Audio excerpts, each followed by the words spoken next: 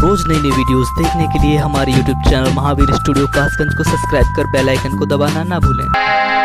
तो जरा तू सोच मन मूर्ख की दम क्या ठिकाना है, और निकल जब रूह जाएगी न अपना है न बेगाना है, न भाई है न बंधु है न कोई आसे अपना। जरा तुम गौर से देखो तो मतलब का जमाना है। हर एक दिन मटिया में सब ही के शिकार होई, एक दिन मटिया में सब ही के शिकार होई।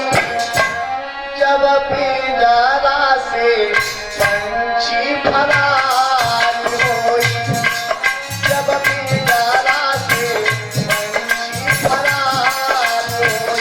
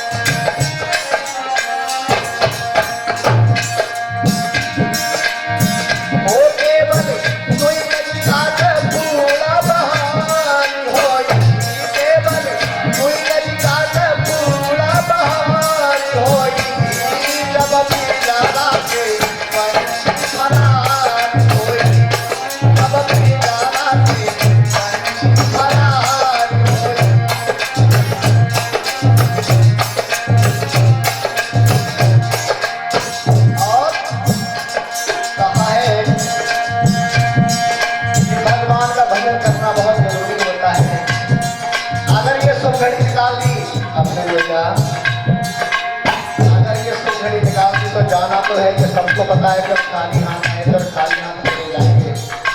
ये समय अगर निकल गया लौट कर बैठ सेकंड शो गुजारा है तो जाता है, कोई लाख मुद्रा खर्च करने पर वापस नहीं आता है।